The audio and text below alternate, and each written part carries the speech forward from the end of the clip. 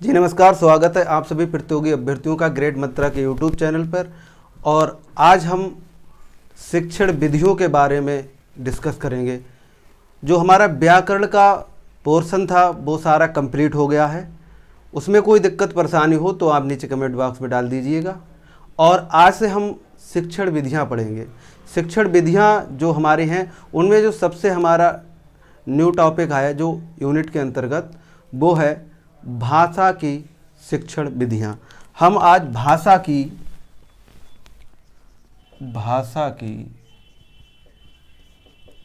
शिक्षण विधियां, इनके बारे में आज हम चर्चा करेंगे। तो किसी भी जो राष्ट्र है, कोई भी देश है, समाज है, या कोई जाति है, वर्ग है, समुदाय है, उस प्रत्येक में एक भाषा पाई जाती है। भाषा भिन्न भिन्न हो सकती है, भाषा अलग अलग हो सकती है, लेकिन भाषा अवश्य पाई जाती है। हम चूँकि अध्यापक बनने वाले हैं तो हमारे लिए जो नियुक्त किया जाएगा वो 1 से 8 तक के स्कूल में नियुक्त किया जाएगा। और हम रीट की बात कर रहे हैं तो इसमें क्या है कि जो भाषा है वो हमारे लिए 1 से 8 तक के जो स्टूडेंट हैं, बच्चे हैं, उनको ध्यान में रख के हमें सीखनी है, समझनी है। उनके लिए भाषा हम कैसे सिखाएंगे, कैसे समझाएंगे, वो चीज़ हमारे लिए समझनी होगी। दुनिया में जो भी हो रहा है वो भाषा उसमें एक महत्वपूर्ण योगदान निभा रही है। इससे पहले कि हम भाषा की बात करें, भाषा में जो बहुत बड़े विद्वान हैं, राजा भी थे, और वो हैं भर्तृहरि। भर्तृहरि ने लिखा है कि आहार निद्रा भय मैथुनम चा सामान्य में तत् पशु निर्वाणाम भाषा हितेशाम अधिको विशेषो। इसको जरा समझते हैं। आहार यानी कि भोजन, निद्रा यानी कि सोना, और भय डर, मैथुन सेक्स यानी कि काम क्रीड़ा, और क्या हो सामान्यतः, ये जो चीज़ें हैं 1, 2, 3 और 4, ये जो आहार, निद्रा, भय और मैथुन, ये जो 4 चीज़ें हैं ये पशु में और हम में सामान्य हैं। लेकिन जो विशेष है वो क्या है? वो कह रहे हैं सामान्यतः उसमें और हम में ये तो चीज़ें सामान्य पशु में। पशु निर्भराम भाषा हितेशाम विधियों को विशेष है। जो भाषा है, भाषा हमारे में उन पशुओं से एक क्या है? विशेष है। ये हमारी एक अधिक विशेषता है उनसे। तो भाषा पशुओं की भी है, भाषा मनुष्य की भी है। लेकिन और इसके लिए अगर और अच्छे समझें तो रामचरितमानस में भी कहा गया है कि हित अनहित पशु पक्षी जाना मानुष तन गुण ज्ञान निदाना। इसका अर्थ ये है कि हित यानी कि क्या, हित अनहित पशु पक्षी जाना, क्या सही है क्या गलत है, इस चीज़ का वो विवेक नहीं कर सकते। लेकिन हित क्या, किसमें हित है किसमें अहित है, ये चीज़ वो जानते हैं। हित अनहित पशु पक्षी जाना, ये चीज़ तो मनुष्य भी जानता है और पशु पक्षी भी जानते हैं। हित अनहित पशु पक्षी जाना मानुष तन गुण ज्ञान निधाना। लेकिन जो मानुष का जो तन है उसमें जो सबसे बड़ी विशेषता है वो ज्ञान की है, वो निधान है, ज्ञान का भंडार है। वहाँ पे मानुष तन गुण ज्ञान निधाना, ज्ञान का तो भंडार है, लेकिन वो उसके लिए क्या है? गर्दा जमी हुई है, वो हटानी है और फिर प्रकाश पुंज वहाँ पर प्रज्वलित हो जाएगा। तो ये चीज़ समझनी है, मानुष तन गुण ज्ञान निदाना। अब जो भाषा है वो सुन के, बोल के, पढ़ के और लिख के आती है, लेकिन जो मनुष्य को हम मनुष्य कहते हैं उसमें भाषा का भी एक बहुत बड़ा योगदान है। भाषा और विचार ये चलते रहते हैं, क्योंकि जब मनुष्य किसी चीज़ को जानना चाहता है या अपनी बात दूसरे को जनाना चाहता है तो उसमें जो कम्युनिकेशन सिस्टम है, जो संप्रेषण है का जो क्या बोलते हैं एक तरीका है, विधि है, वो बहुत महत्वपूर्ण है। ये चीज़ हमारे लिए समझनी होगी। तो मानुष तनगुण ज्ञान निदान, ये हमारी बहुत बड़ी विशेषता है, ये चीज़ हमारे लिए समझनी होगी। तो हम बात भाषा की कर रहे हैं। भाषा में आज हम जो बात करेंगे वो शिक्षण विधियाँ हैं। भाषा में शिक्षण विधियों की अगर हम बात करें तो सबसे पहले जो भाषा शिक्षण है इसी को हम समझते हैं। ये जो भाषा है, ये भाषा जो शब्द बना है ये भाष धातु से बना है, और ये जो शिक्षण है इसमें ये टीचिंग आ जाएगा आपका। और ये जो शिक्षण है वो शिक्ष धातु से बना है, सॉरी शिक्ष धातु से बना है। तो जो शिक्ष धातु से बना है वो बना है हमारा शिक्षण। तो ये चीज़ हमने समझी। तो आहार निद्रा भय मैथुनम च सामान्य एतेत पशु निराराम भाषा हेतेसा मिधि को विशेष है। हमारे अंदर जो विशेषता है वो भाषा की ही विशेषता है, उसी से हम अलग हैं।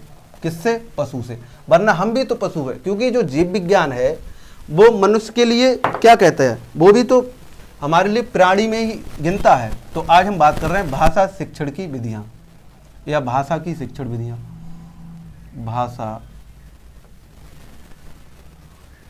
शिक्षण की विधियाँ। हेडिंग डाल लीजिएगा और साथ साथ लिखते जाइएगा। आज जो विशेष बल रहेगा वो समझने पे रहेगा, लिखने पे नहीं रहेगा, क्योंकि शिक्षण तो सीखने की एक कला है। तो वहाँ पे हमें इस दृष्टि से समझना चाहिए। तो भाषा जो शिक्षण है वो कैसे करते हैं वो समझो जरा। भाषा का जो विकास है, यहाँ से हम स्टार्ट करेंगे। भाषा का विकास,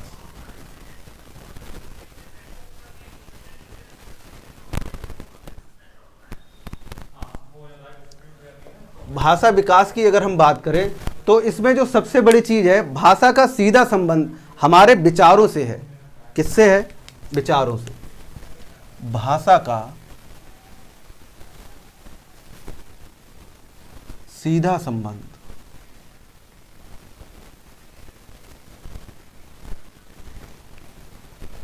हमारे विचारों से।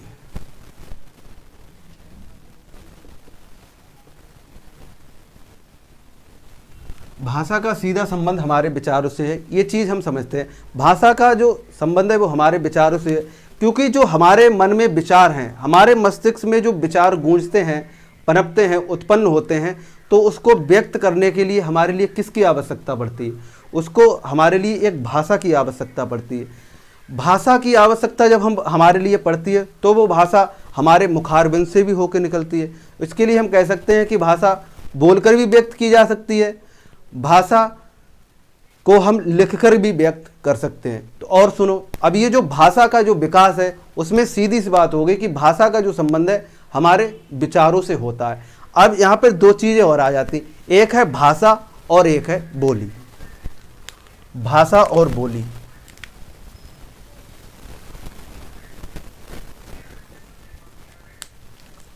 एक है हमारा भाषा और एक है बोली। ये चीज़ हम समझते हैं, भाषा और बोली हम समझते हैं। जो भाषा है एक है हमारी बोली और एक है भाषा। तो जो बोली है वो हमारी जन्मजात होती है,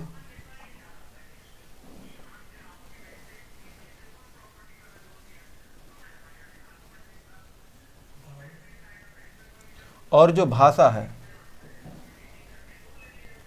वो अर्जित की जाती है। अब यहाँ पे ये समझो, अर्जित की जाती है या होती है। तो ये जो जन्मजात, अब जन्मजात समझो कैसे है। बोली जो हमारी है वो जन्मजात है, बोली हमारी जन्मजात है, और भाषा हमारी अर्जित की जाती है। देखो जन्मजात से यहाँ पर और अर्जित समझो, हम जिस परिवेश में उत्पन्न होते हैं, पैदा होते हैं, वहाँ पर जो भी भाषा है उसी को हम सीखते हैं, वो तो हमारी जन्मजात होगी। जैसे हमारी जो मातृभाषा है वो हमारी क्या हो जाएगी, वो जन्मजात हो जाएगी।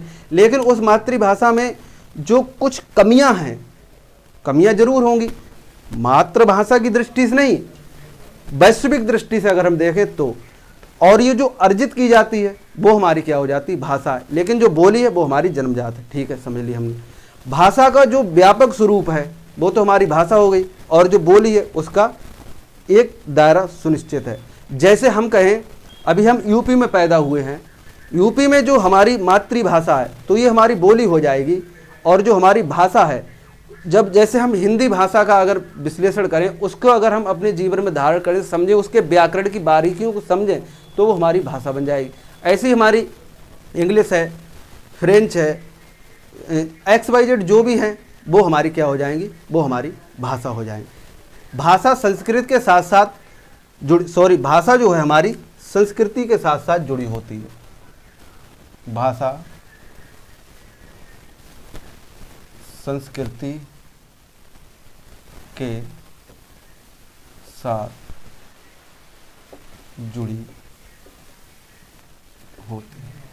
भाषा संस्कृति के साथ कैसे जुड़ी होती है? जैसे भाषा संस्कृति की बात करें, हमारी जो संस्कृति है भारतीय परंपरा, उसमें अगर हम देखें तो उसकी जो भाषा है वो एक अलग है।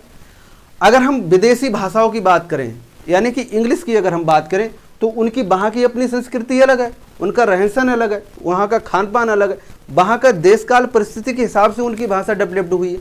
हमारी भाषा हमारे देश काल परिस्थिति के हिसाब से डेवलप्ड हुई है, विकास हुआ है उसका। तो अब जो हिंदी बोली जाती है वो हमारी एक अलग फोनेटिक्स में बोली जाती है, और जो संस्कृत बोली जाती है वो अलग फोनेटिक्स में बोली जाती है, इंग्लिश एक अलग फोनेटिक्स में बोली जाती है। लेकिन वहाँ की जो देश काल परिस्थिति है इंग्लिश की, तो वहाँ पर क्या होता है, कोल्ड रीजन पाया जाता है, वहाँ पर ज़्यादा सर्दी पाई जाती है। तो वहाँ की जो व्यक्ति हैं, मनुष्य जाति जो है, उनका जो मुखार है, जो मुख है, जो होंठ है, वो ज़्यादा खुल नहीं पाते हैं। हमारे जो एक एक वर्ड के लिए एक एक विधान अलग से किया गया, तो वहाँ आपने देखा होगा वो लोग ज़्यादा होठों से बोलते हैं इंग्लिश के लिए। तो वहाँ की अपनी ये चीज़ हो गई। और हमारी क्या है, हमारी इधर पूरे मुख का जिसमें क्या बोलते हैं व्यायाम होता है, वो हमारी अलग हो गई। तो इसके लिए हम कहते हैं भाषा की अपनी एक अलग संस्कृति होती है, वो उसके अनुकूल भी चल सकती है। भाषा संस्कृति के साथ साथ जुड़ी है, ये चीज़ गलत नहीं है, ये सही है, भाषा संस्कृति के साथ जुड़ी है। अब भाषा विकास के भेद या प्रकार की बात करें तो वो हो जाएंगे हमारे 5 टाइप। एक हो जाएंगे क्रंदन, एक हो जाएगा बलबलाना, एक हो जाएगा एकल शब्द, और एक हो जाएगा हमारा टेलीग्राफिक स्पीच, और एक हो जाएगा हमारा सामान्य भाषा। तो हम बात करते हैं क्रंदन और बलबलाने की।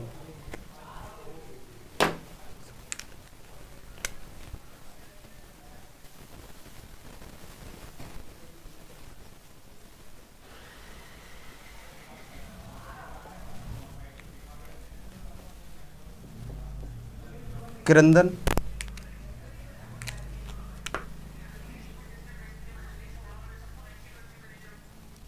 बलबलाना, बल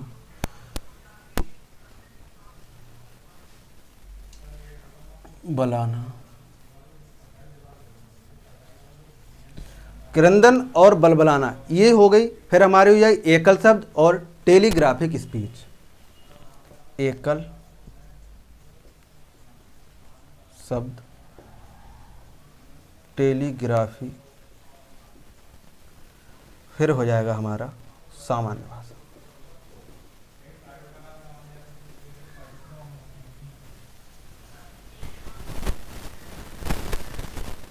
जो सामान्य भाषा है वो हमारी क्या है वो समझते हैं। टेलीग्राफिक जो स्पीच है उसे हम देखते हैं वो क्या होती है। इन बिंदुओं पे आज हम आपसे चर्चा करेंगे। क्रंदन, क्रंदन की जो भाषा है उसमें क्या है, ये जो हमारे बच्चे होते हैं वो क्रंदन को 6 माह में सीख लेते हैं। यानी कि जो 6 माह का बच्चा है वो हमारा स्वर बोल लेता है। स्वर में हमारा क्या क्या हो जाएगा, जैसे आ है, ई है और बड़ा आ है। नेक्स्ट है हमारा बलबलाना। जो बलबलाना है उसमें वो 9 माह में सीखता है, और इसमें इसका जो 6 माह हो जाएगा और इसका हो जाएगा हमारा व्यंजन जो होते हैं ये स्वर हो जाएंगे, और ये हो जाएगा जैसे का है, माँ है, पा है। ये 9 माह में सीखता है और ये व्यंजन होते हैं। एकल शब्द फिर वो सीखता है। एकल शब्द में जैसे पापा, चाचा, ये एक शब्द हो जाए।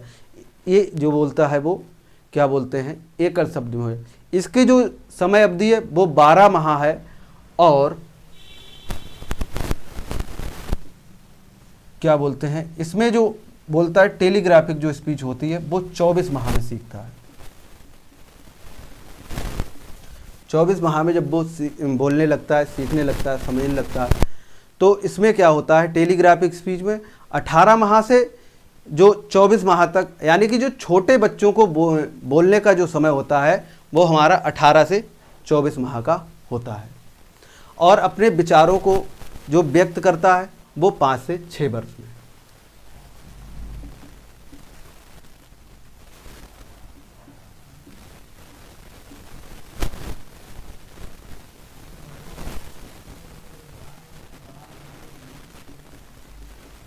अपने विचारों को व्यक्त करता है, व्यक्त करने लगता है, व्यक्त करने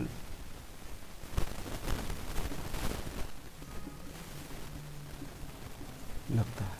अब ये समझिए, जब वो क्रंदन करता है, बच्चा जब कितने माह का होता है, 6 माह का होता है, तो वो स्वर बोलने लगता है। जैसे आप उसके लिए क्या बोलते हैं, उससे कोई वस्तु छीनेंगे तो वो क्या करता है, आ करता है, ई करता है। और फिर वो जो बलबलाना, यानी कि का, जब उससे कहो कि बेटा जैसे 9 माह का हो गया तो उससे जब भाव व्यक्त करो या उसके सुनो तो वो क ऐसे करता रहता है, करता रहता है, या प ऐसे पानी पानी पा का जो व्यंजन होता है उसका उच्चारण करता रहता है। ये जो 9 माह हो जाएगा। एकल शब्द पापा चाचा बोलने लगता है, पानी शायद बोलने लगता है। तो ऐसे करके जो होता है वो हमारा बोलने लगता है एकल शब्द 12 माह में। टेलीग्राफिक जो स्पीच होती है इसके लिए टेलीग्राफिक ही स्पीच बोलते हैं, और ये 18 से 24 माह में वो बोलने लगता है। सामान्य भाषा जब वो बोलता है तो उसके लिए जो समय लगता है वो हमारा जो समय बन जाएगा वो 5 से 6 वर्ष का बनेगा। कितना? 5 से 6 वर्ष का।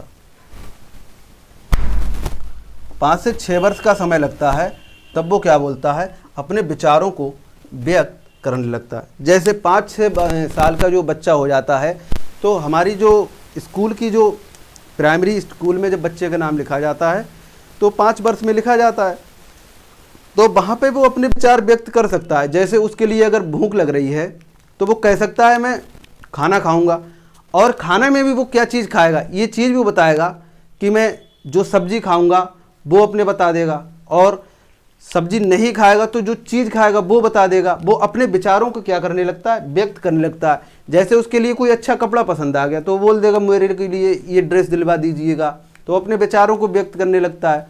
वो कहेगा मुझे इस स्कूल में नहीं पढ़ना है, मुझे इस स्कूल में पढ़ना है, तो वो जो समय अवधि होती है वो 6 वर्ष की होती है, वो कहने लगता है। तो ये चीज़ हमारी जो भाषा विकास के जो भेद या प्रकार हैं उसमें हमने 5 चीज़ें समझी हैं। उसमें हमने क्रंदन समझ लिया, और बलबलाना समझ लिया, एकल शब्द समझ लिया, टेलीग्राफिक स्पीच समझ ली, और सामान्य भाषा यानी अपने विचारों को व्यक्त करने लगता 5 से 6 वर्ष में।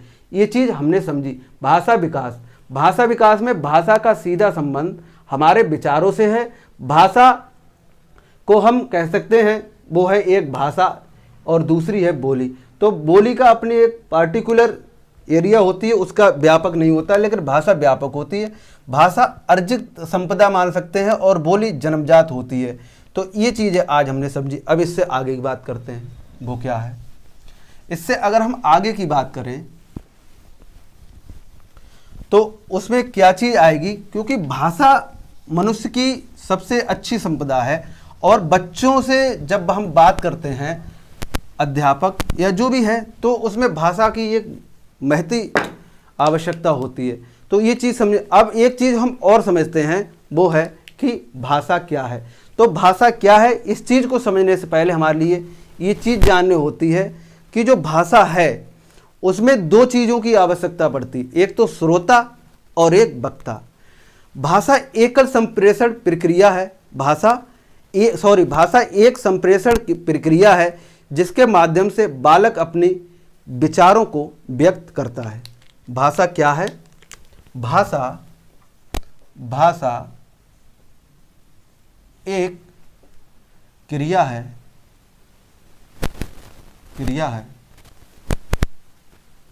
जिसमें बच्चा अपने विचारों को व्यक्त करता है। ये हो गई भाषा की बात।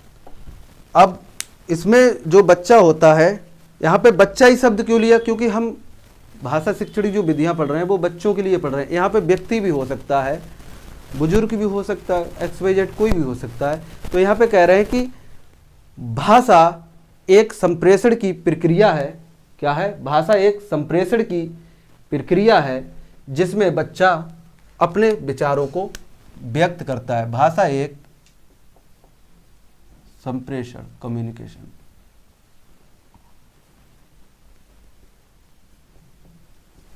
भाषा एक कम्युनिकेशन यानी संप्रेषण की प्रक्रिया है जिसमें बच्चा अपने विचारों को क्या करता है? व्यक्त करता है। ये चीज़ हमने समझी। अब यहाँ पर कुछ जो भाषा से जिन्होंने प्रयोग किए हैं, उन्होंने अपनी अपनी जो वैज्ञानिक हुए हैं, उन्होंने अपने अपने प्रयोग किए हैं। तो उन्होंने क्या बात कही है वो हम समझते हैं। भाषा एक जन्मजात प्रक्रिया है। ये बात किसने कही है? ये बात कही है जीन पियाजे जी ने। तो भाषा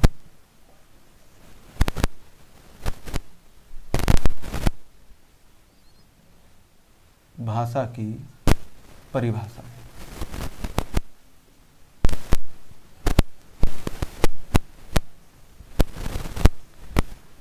भाषा एक जन्मजात प्रक्रिया है। भाषा एक जन्मजात प्रक्रिया है। ये बात कही है जीन पियाजे ने। नेक्स्ट है, वो कह रहे हैं कि भाषा एक अर्जित प्रक्रिया है। अब यहाँ पे ये द्वंद्व पैदा हो रहा है, वो हम क्लियर करेंगे। भाषा एक अर्जित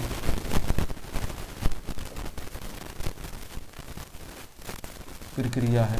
ये बात किसने कही? ये बात कही है वाइगोत्स्की। अगले जो हमारे मनोवैज्ञानिक हैं वो क्या कह रहे हैं? भाषा जन्मजात तो है परंतु इसका पूर्ण विकास वातावरण पर निर्भर करता है। भाषा जन्मजात तो है, भाषा जन्मजात तो है, लेकिन इसका पूर्ण विकास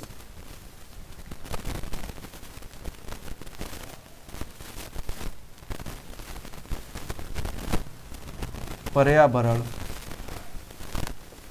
पर निर्भर करता है। अब ये जो बात कही है, ये बात कही है वाइगोत्स्की जी ने। वाइगोत्स्की जी कहते हैं भाषा जन्मजात तो है परंतु जो इसका विकास है वो वातावरण यानी कि पर्यावरण पर निर्भर करता है। वो बात किसने कही है? ये बात कही है वाइगोत्स्की जी ने।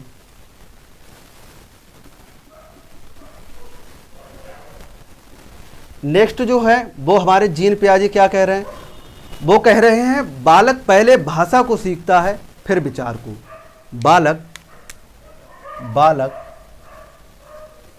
पहले भाषा को सीखता है फिर विचार को। ये बात कौन कह रहे हैं? ये बात कह रहे हैं जीन पियाजे। फिर वाइगोत्स्की क्या कह रहे हैं? वाइगोत्स्की कह रहे हैं बालक पहले विचारों को प्रदर्शित करता है फिर भाषा को। बालक पहले विचारों को प्रदर्शित करता है और फिर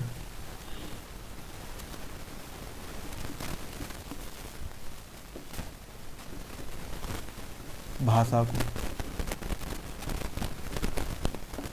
ये बात कौन कह रहा है? ये बात हमारे कह रहे हैं वाइगोत्स्की जी।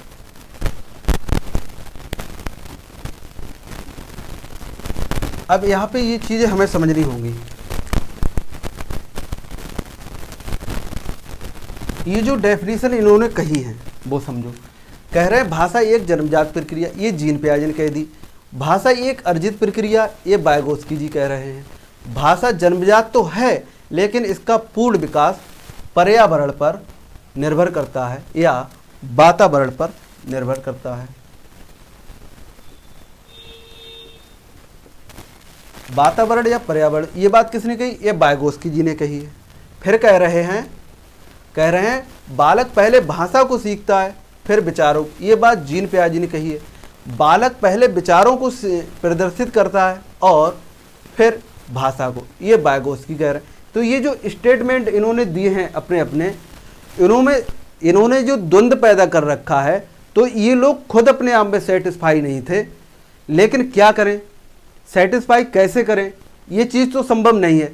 तो दोनों लोगों के विचारों को यहाँ पर मान्यता दी गई है। लेकिन जब वो क्वेश्चन वहाँ पे पुटअप करेगा एग्जामिनर, तो वहाँ पे वो अलग अलग तरीके से पूछेगा। ये चीज़ हमारे लिए बहुत अच्छी से समझनी होगी। अगर उसने कह दिया भाषा जन्मजात तो है लेकिन इसका पूर्ण विकास वातावरण या पर्यावरण पर निर्भर करता है, तो वो पूछ लेगा ये बात किसने कही। तो हमारे लिए ये बात जो कहने वाले हैं वो हैं वाइगोत्स्की जी। तो ये जो हमारी डेफिनेशन है ये हमें समझनी चाहिए। क्या है? भाषा एक जन्मजात प्रक्रिया है, ये बात जीन पियाजे ने कही है। भाषा एक अर्जित प्रक्रिया, ये बात वाइगोत्स्की ने की है। भाषा जन्मजात तो है लेकिन इसका पूर्ण विकास वातावरण पर निर्भर करता है, ये बात वाइगोत्स्की जी ने कही है।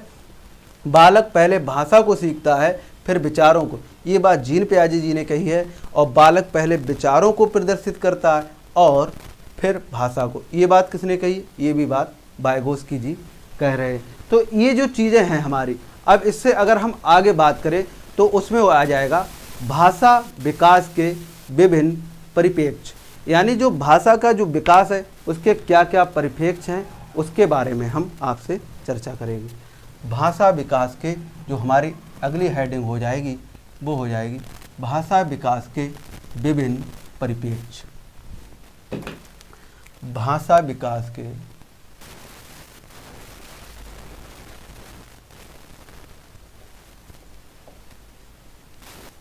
विभिन्न परिप्रेक्ष्य। अब ये भाषा विकास के क्या क्या परिप्रेक्ष्य हो सकते हैं वो समझते हैं।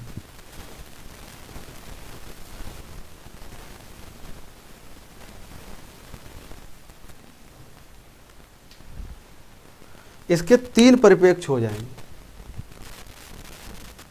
3 परिप्रेक्ष्य जो होंगे उसमें क्या क्या है, यानी कि जो भाषा विकास के जो विभिन्न परिप्रेक्ष्य हैं उसमें स्किनर ने कहा है, उसमें चॉम्स्की ने अपने विचारों को व्यक्त किया है, उसमें वाइगोत्स्की जी ने अपने विचारों को व्यक्त किया है। स्किनर ने क्या कहा है वो हम समझते हैं। स्किनर कह रहे हैं जो भाषा का जो विकास है वो देखकर, इनाम देकर, दंड देकर और सुनकर। देखकर,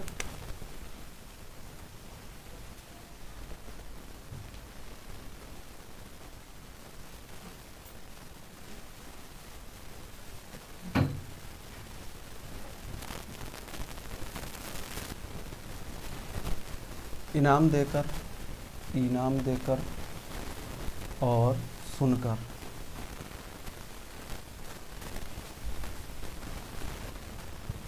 वो कह रहे हैं कि जो भाषा है वो देखकर, इनाम देकर, सुनकर और दंड देकर, ये जो है इसके अनुसार भी होती है। दंड देकर। तो उन्होंने 4 बातें की। ये जो हमारी जो 4 बातें कहने वाले हैं वो हैं स्किनर महोदय। तो जो 3 में पहला हो जाएगा वो हो जाएगा स्किनर। स्किनर कह रहे हैं जो भाषा का जो विकास है वो देखकर होता है। ये चीज़ समझो, भाषा का विकास देखकर होता है। कैसे होता है? जैसे अभी हम बोल रहे हैं यहाँ पर, या जो समाज में जब बच्चा निकलता है अपने परिवार से बाहर के लिए, या अपने परिवार में, क्योंकि परिवार भी समाज का एक हिस्सा है, तो उसमें क्या होता है वो देखकर सीखता है भाषा। ये बात कह रहे हैं कौन? स्किनर जी। और इनाम देकर, इनाम देने का अर्थ यहाँ पर यह है कोई बच्चा जैसे अच्छा सा नहीं बोल पा रहा है तो उसके लिए वहाँ पर हम इनाम देकर कह सकते हैं कि हम आपके लिए ये क्या बोलते हैं इनाम देंगे। जैसे हम कह सकते हैं, उससे हम बोल रहे हैं कि बेटा अगर तुम इस भाषा को ऐसे करके बोलोगे, जैसे वो हम कह रहे हैं बेटा आप नेता कहिए, वो कह रहा है रेता।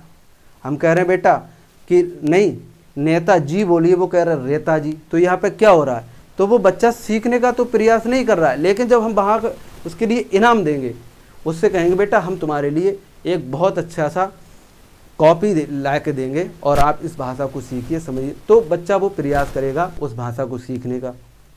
दूसरी चीज़ है दंड देकर। अब दंड देकर यहाँ पर ये मतलब नहीं है उठाए पहना या जो हमारी संटिया होती है उससे पेलने लगे, तो ये तो बिल्कुल नियम के विरुद्ध हो जाएगा, जेल हो जाएगी। लेकिन दंड देकर यहाँ पर मतलब ये है कि उसके लिए सकारात्मक और नकारात्मक शारीरिक दंड ना देकर उससे ये कहें कि देखो वो लौंडा इतना अच्छा बोलता है या वो लौंडिया इतनी अच्छी बोलती है, आप देखिए आप क्यों नहीं बोल रहे हैं। तो यहाँ पर ये चीज़ हो जाएगी कि दंड, क्योंकि दंड कैसे हो जाएगा, उसको लगेगा यार ये तो हमारी हीनी भावना कर रहे हैं कि हमारी तुलना कर रहे हैं, तो तुलना जब उससे करेंगे तो उसके मन में आया कि वो तो बहुत अच्छा बोल रहा, मैं नहीं बोल रहा, तो ये भी उसका एक हो जाएगा। नेक्स्ट हमारा सुनकर। कहते नहीं एक अच्छा वक्ता बनने के लिए एक अच्छा श्रोता की ज़रूरत है, गलत कह रहा हूँ ना? नहीं, जब आप जितने अच्छे श्रोता होंगे तभी आप अपनी उस बात को अच्छे से एक्सप्लेन कर पाएंगे। तो ये जो चीज़ है भाषा, भाषा देखकर, इनाम देकर, दंड देकर और सुनकर हम अर्जित कर सकते हैं। ये बात किसने कही है? ये बात हमारे कहने वाले हैं, वो हैं स्किनर महोदय। अब चौमस्की क्या कह रहे हैं इसी बात में? चौमस्की जी कह रहे हैं सहज भाषा अधिग्रहण यंत्र, सहज भाषा अधिग्रहण यंत्र, सहज भाषा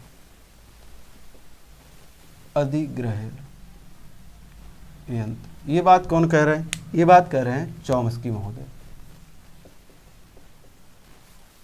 चौमस्की क्या कह रहे हैं?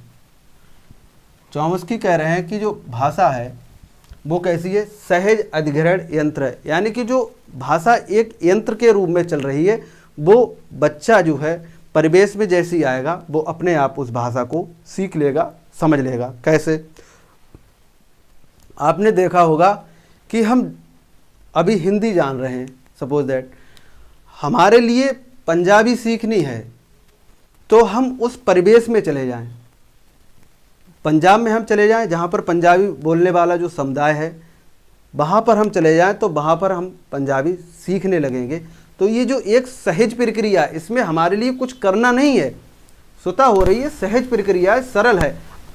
हम वहाँ जब उसमें पहुँच जाएंगे तो हम सीख जाएंगे। जैसे अब पंजाबी जो हैं उनके लिए संस्कृत सीखनी है, तो जो संस्कृत समुदाय सीखने वाले हैं, सॉरी जो बोलने वाले हैं, वहाँ पर वो पहुँच जाएँ तो वहाँ पर वो संस्कृत सीख जाएंगे। ऐसे ही अगर उनके लिए हिंदी सीखनी है पंजाबियों के लिए, तो वो हिंदी के समुदाय में आ जाएं तो वो क्या सीख जाएंगे? तो वो हिंदी सीख जाएंगे। तो चौमस्की महोदय कह रहे हैं सहज भाषा अधिग्रहण यंत्र, ये एक सहज है भाषा का अधिग्रहण, हम इसे ग्रहण कर सकते हैं, सीख सकते हैं, समझ सकते हैं, वो एक अपने आप होने वाली प्रक्रिया है, सहज प्रक्रिया।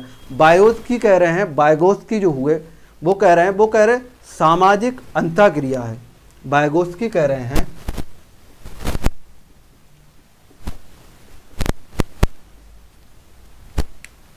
सामाजिक अंतःक्रिया, सामाजिक अंतःक्रिया, ये बात कह रहे हैं बायगोस्की महोदय। तो बायगोस्की महोदय ने जो स्टेटमेंट अपना दिया है वो कह रहे हैं कि जो सामाजिक अंतःक्रिया है वो समझो, वो समाज के जो अंदर जब हम रहेंगे, उन्होंने लगभग यही बात की है बायगोस्की जी ने, कि समाज के अंदर जो अंतःक्रिया हो रही, समाज जैसा बोल रहा है, समाज जैसा बोल रहा है, वो चीज़ जो बच्चा है वो अपने आप सीख जाएगा। ये बात कौन कह रहे हैं? ये बात बायगोस्की महोदय कह रहे हैं कि जो भाषा है वो सामाजिक अंतःक्रिया है। ये चीज़ हम समझते हैं। तो एक तो सबसे पहले जो स्किनर हैं वो कह रहे हैं कि भाषा देखकर हम सीखते हैं, दूसरे कह रहे हैं भाषा इनाम देकर भी सीखते हैं, तीसरे कह रहे हैं सुनकर, और चौथे कह रहे हैं दंड देकर हम भाषा सीखते हैं। दूसरे नंबर पर हो जाएंगे हमारे चौमस्की महोदय, वो कह रहे हैं कि जो भाषा है वो सहज भाषा अधिग्रहण का एक यंत्र है। और तीसरे जो बायगोस्की कह रहे हैं वो कह रहे हैं सामाजिक अंतःक्रिया है, जो समाज में अंतःक्रिया हो रही है, जैसा परिवेश है, हिंदी बोलने का अगर जो समाज है तो बच्चा जो है हिंदी सीखने लगेगा। इंग्लिश का परिवेश है तो इंग्लिश सीखने लगेगा।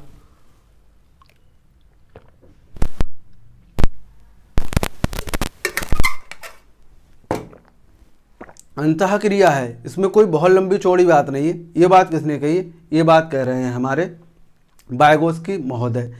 अब हम बात कर रहे हैं भाषा की जो विधियां हैं उनकी। तो भाषा की जो विधियां हैं वो क्या क्या होंगी वो चीज़ हम समझेंगे। भाषा की विधियां हैं उसमें हम सबसे पहली विधि की जो हम बात करेंगे, कई विधियां हैं भाषा की, लेकिन जो बच्चों के अनुकूल जो विधियां आ रही हैं भाषा के प्रति, जो हिंदी की दृष्टि से जो विधियां हैं हम उनकी बात करेंगे। इसमें है सबसे पहली व्याकरण अनुवाद विधि। अब जो व्याकरण अनुवाद विधि है वो हम समझते क्या होता है।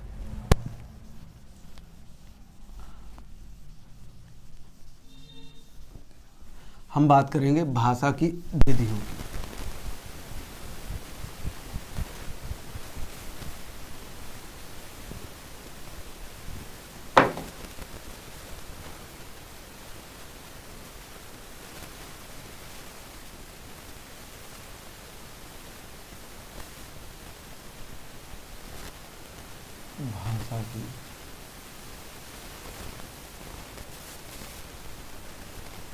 भाषा की जो विधियां हैं उनमें हम पहले बात करेंगे व्याकरण अनुवाद विधि। जो विधि है वो है हमारी व्याकरण अनुवाद विधि।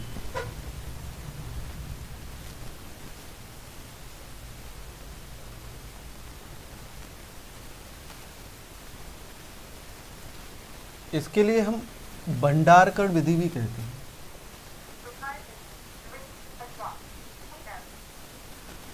भंडारकर विधि क्या है वो समझो। उत्तर भारत में एक बहुत बड़े विद्वान हुए, उनका जो पूरा नाम है वो है श्री राम कृष्ण गोपाल भंडारकर। उन्होंने इस विधि को दिया और इस जो विधि है इसमें सबसे पहले क्या होता है, ये दक्षिण भारत में जो संस्कृत थी उस भाषा को सिखाने के लिए किया गया। दक्षिण भारत में इसके जो प्रवर्तक हैं वो श्री राम कृष्ण भंडारकर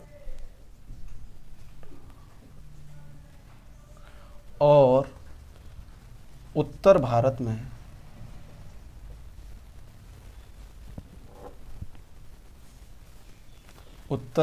में सर्वप्रथम संस्कृत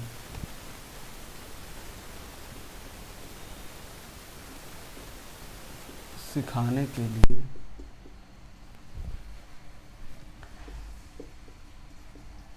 इस विधि का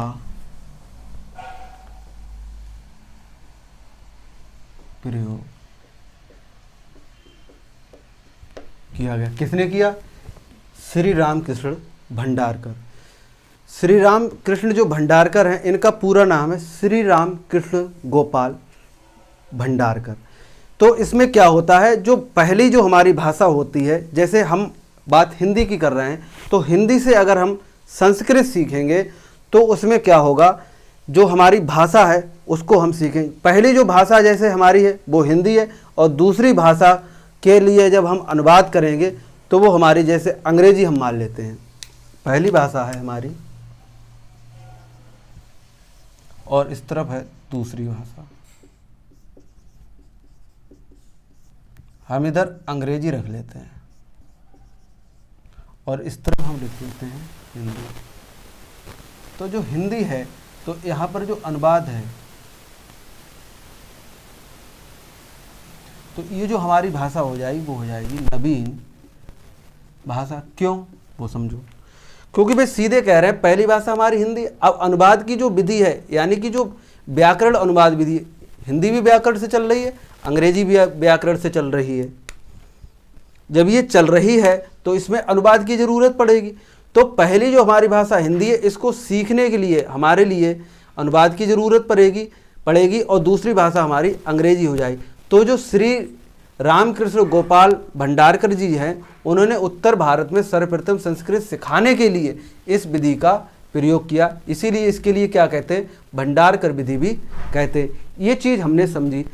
दूसरी चीज़ यहाँ पर आ जाती है, वो ये है कि किसी भी भाषा को जब हम सीखेंगे तो हमारे लिए पहले बारी जो भाषा है उसको आना बहुत कंपलसरी है, क्योंकि जब हमारे लिए पहली भाषा नहीं आएगी तो हम दूसरी भाषा नहीं सीख सकते। तो ये जो हो गई हमारी, वो हो गई भंडारकर विधि या व्याकरण अनुवाद विधि। नेक्स्ट जो हमारी विधि है वो है प्रत्यक्ष विधि, और प्रत्यक्ष विधि जो है वो समझिए क्या है।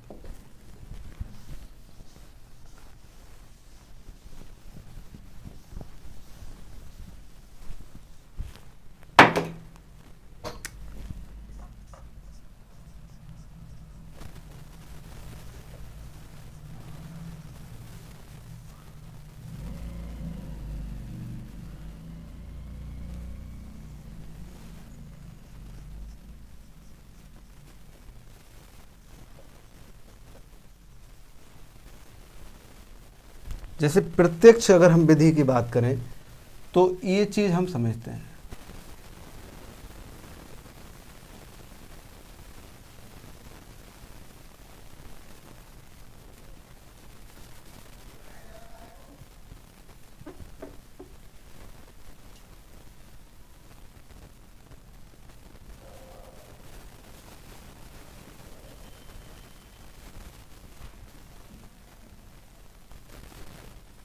ये जो है हमारी बुक है। अब इसमें क्या होता है, जो हमारी प्रत्यक्ष विधि है, इस प्रत्यक्ष विधि में किसी भी शब्द का अगर हम ज्ञान करें तो उसके लिए हमारे लिए एक प्रतिबिंब की आवश्यकता पड़ती है। जैसे प्रत्यक्ष विधि हम बच्चे से कह रहे हैं कि बेटा आपके लिए पुस्तक जो शब्द है वो सीखना है। प्रत्यक्ष किसी भी शब्द का ज्ञान कराने के लिए उसके लिए जो आवश्यकता पड़ती है वो है जैसे शब्द। तो हम कह रहे हैं बेटा पुस्तक। अब पुस्तक जो है तो वो पुस्तक तो ऐसे नहीं समझेगा। जब वो पुस्तक नहीं समझ रहा है तो हम सीधे उससे कहेंगे कि बेटा ये क्या है, पुस्तक। हमने जब उसके लिए पुस्तक समझा दी, दिखा दी, तो वो इसके लिए आराम से लिख देगा कि ये पुस्तक है। हम उससे पहले ही चीखते चिल्लाते रहे कि बेटा पुस्तक पुस्तक पुस्तक, जब वो पुस्तक तो समझ ही नहीं पा रहा, उसने देखा ही नहीं, तो वो पुस्तक क्या बता पाएगा। जब वो पुस्तक नहीं बता पाएगा तो ये चीज़ हमारी गलत हो जाएगी। तो प्रत्यक्ष विधि जैसा उसका नाम है, किसी भी जो चीज़ हम सिखाना चाह रहे हैं, जो शब्द हम सिखाना चाह रहे हैं छोटे बच्चों को, ये आज भी हम अप्लाई करते हैं। आपने देखा होगा जो छोटी सी किताब आती है तो उसमें क्या होता है, APPLE एप्पल, एप्पल माने उस तरफ बना होता है सेब, उसमें सीधा सा वो ऐसे करके सेब बना देते हैं।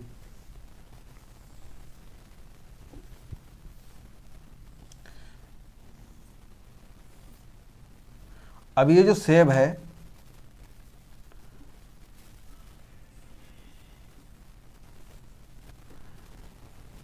और इस तरफ वो लिख देते एप्पल।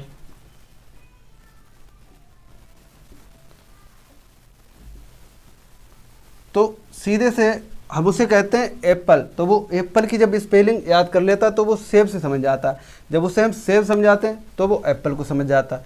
तो ये दोनों क्या है, ये भी प्रत्यक्ष दिखा दी हमने, ये भी प्रत्यक्ष दिखा दी, तो ये हो जाएगी हमारी प्रत्यक्ष विधि। अब ये जो प्रत्यक्ष विधि है ये सबसे पहले कहाँ लाएगी, ये फ्रांस में सबसे पहले 1901 में लाई गई, और भारत में इसका प्रयोग सबसे पहले मद्रास के प्रोफेसर, मद्रास में जो संस्थान है उसमें प्रोफेसर एस ने किया था।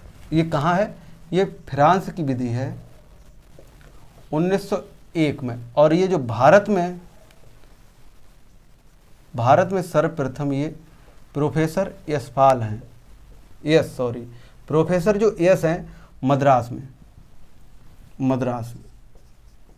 जो संस्थान था वहाँ पर उन्होंने ये चीज़ की। तो ये जो मूलतः है वो फ्रांस की विधि है, और ये जो भारत में सर्वप्रथम जो जो प्रोफेसर थे उन्होंने इस चीज़ को समझा और लागू किया। तो ये बात हो गई हमारी प्रत्यक्ष विधि की। अब प्रत्यक्ष विधि जो भारत में सर्वप्रथम मद्रास के प्रोफेसर एस ने इस चीज़ को लागू किया, तो ये चीज़ हमारे लिए समझनी होगी।